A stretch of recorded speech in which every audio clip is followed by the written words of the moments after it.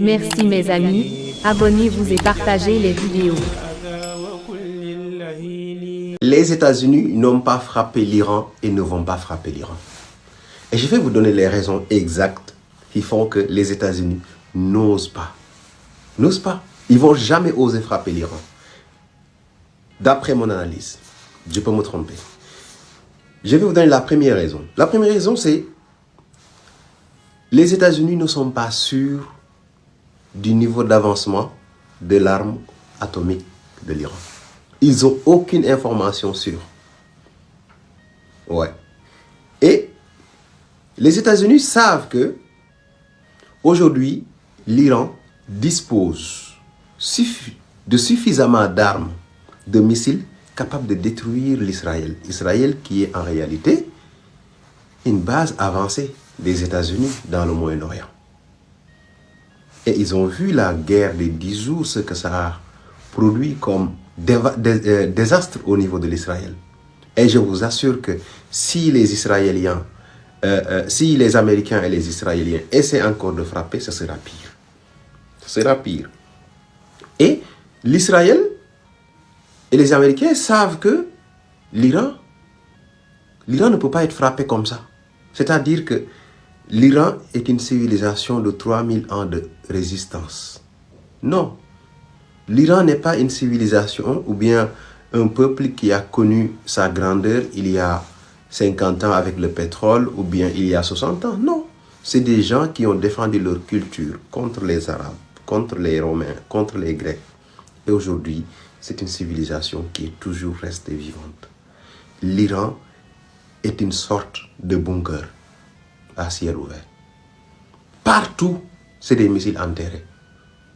Et à tout moment et à n'importe quel endroit de l'Iran, vous pouvez avoir des missiles qui décollent pour aller frapper les États-Unis. Et c'est pour aller frapper l'Israël. C'est pour cela la base américaine des Émirats, du Qatar, a été évacuée. Oui. Parce qu'ils savaient que c'est une base accessible. Les Iraniens ont des missiles qu'il n'y a pas de système de défense antiaérien capable de les intercepter. Ça, c'est une première raison. La deuxième raison, elle est liée à la géopolitique sous-régionale. Dans cette région-là, on a vu, dans cette opération-là, les Américains n'ont aucun soutien dans la région à part l'Israël.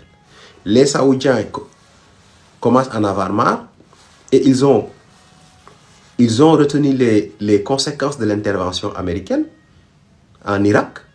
Ils ont fait des milliers de morts. Ils se sont enfuis en plein jour, laissant derrière des cadavres et des millions de réfugiés. Et tout ça, c'est sur le poids de la région. C'est les pays de la région qui vont souffrir. Oui. Le Qatar également le sait. Et s'il n'y a pas de géants aujourd'hui dans la région aussi, ça va devenir problématique parce que eux tous, ils savent une chose. C'est une question de timing. Mais par rapport à l'Israël, chacun prendra son tour. Le Liban, la Syrie, la Palestine. Si l'Iran tombe, les autres vont tomber. Donc, la configuration géopolitique fait qu'aujourd'hui, les États-Unis n'ont pas d'appui. Et aussi, eux, ils ont peur de libérer leurs espaces aériens à l'armée américaine et israélienne pour frapper. Et parce qu'ils ont peur d'avoir des représailles. Parce que vous hébergez mon ennemi, vous êtes mon ennemi. Ça, c'est deux raisons qui font qu'aujourd'hui, les Américains ne peuvent absolument pas frapper.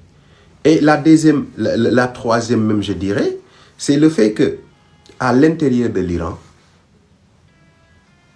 le travail d'espionnage n'a pas marché comme ils le demandaient.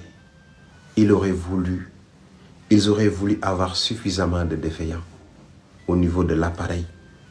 Mais malheureusement, ça n'a pas eu lieu. Ça n'a pas eu lieu. Le peuple est resté derrière ses dirigeants. Ils ont essayé de manipuler à travers une manifestation en tuant même des policiers, des membres des forces de l'ordre pour augmenter le nombre de massacres, le nombre de personnes massacrées. Mais ça n'a pas suffi pour que le régime cède. Donc, là, c'est les principales raisons qui font qu'aujourd'hui, les États-Unis ne peuvent pas. Et même si aujourd'hui, ils essayaient, ils allaient échouer parce que tout simplement, l'Iran est capable de se défendre et leur porte-avions Leurs bases militaires sur la région sont toutes accessibles. Le porte-avions est accessible, les bases militaires sont accessibles, l'Israël est accessible. Donc les États-Unis ont l'obligation d'abandonner cette opération, voir peut-être comment ils vont déstabiliser le pays, mais pas avec cette manière-là. Ça n'a pas marché.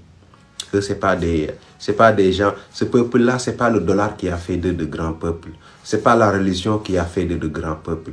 C'est des gens qui ont 3000 ans de civilisation, 3000 ans de résistance à l'invasion barbare, romaine, grecque, et toutes les autres civilisations qui sont entrées en contact avec eux.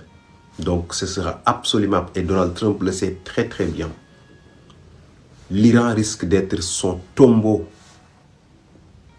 Et les États-Unis ne sont pas prêts aussi à faire une guerre de longue durée. Et cette guerre-là, ce n'est pas une guerre que tu vas faire en 12 jours. Hein. Non.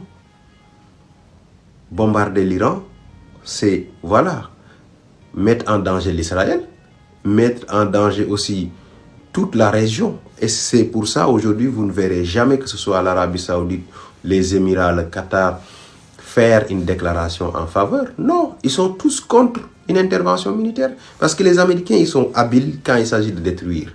Mais ils ne savent pas construire.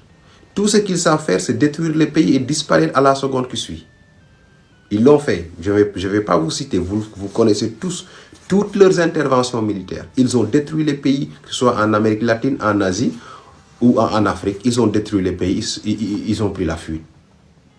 Ça ne leur gêne absolument pas. Les États-Unis, ce n'est pas un pays qui gagne la guerre. C'est un pays qui déstabilise la région, qui vole des armes, qui vole le pétrole et disparaît. C'est tout simplement ça leur politique.